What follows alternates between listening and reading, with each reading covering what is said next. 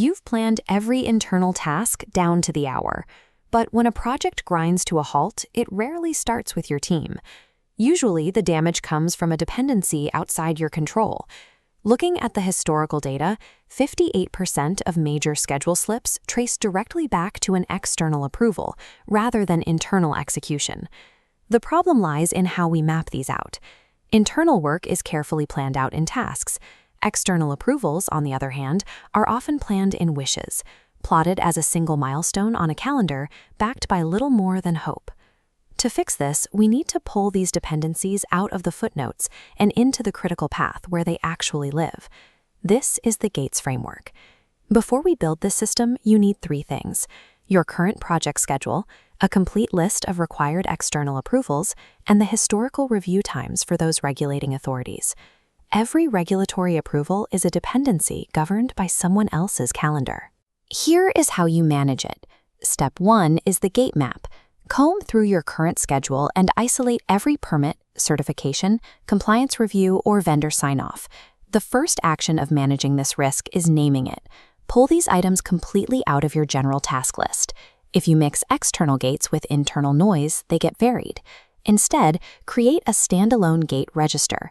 Set up dedicated columns for gate name, authority, submission date, review window, owner, backup, and escalation trigger. Now assign ownership. Every gate requires one individual owner to monitor it, and one backup to step in. Do not assign a gate to a whole department or team. When ownership is shared across a group, nobody is personally accountable for watching the clock. This metric highlights why accountability is required. Gates without a specific named internal owner face an average delay that is 2.4 times longer than those with a clear point person. Once you have your owners, move to the review window column. Input the authority's historical average turnaround time here.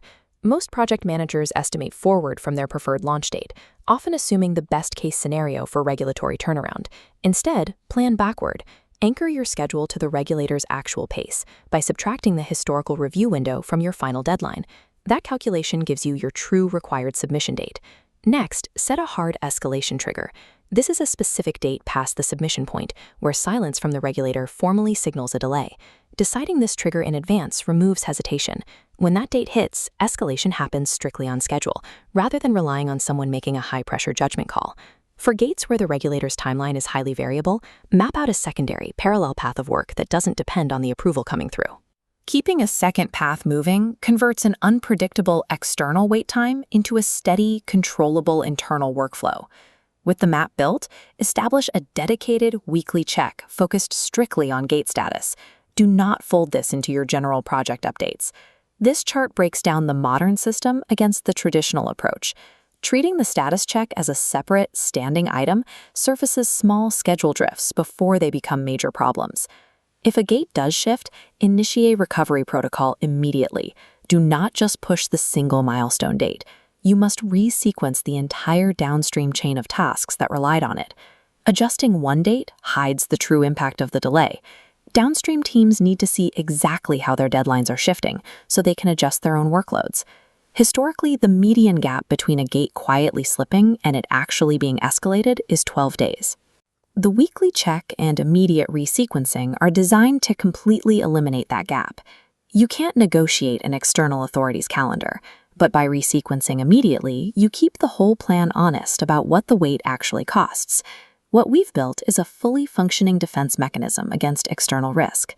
This dashboard shows the marks of a mature practice: 100% owner coverage, a strict weekly review cadence, and at least 2 parallel paths for any high-variance gates. Here is the checklist to roll out gates this week.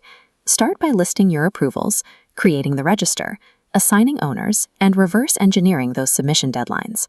Once you build this register, it becomes a permanent asset. Reuse this exact structure on every future project that touches an external authority. Take a look at your current schedule. Which of the phases, gate map, assign, track, escalate, or sequence, is currently missing? Let me know in the comments.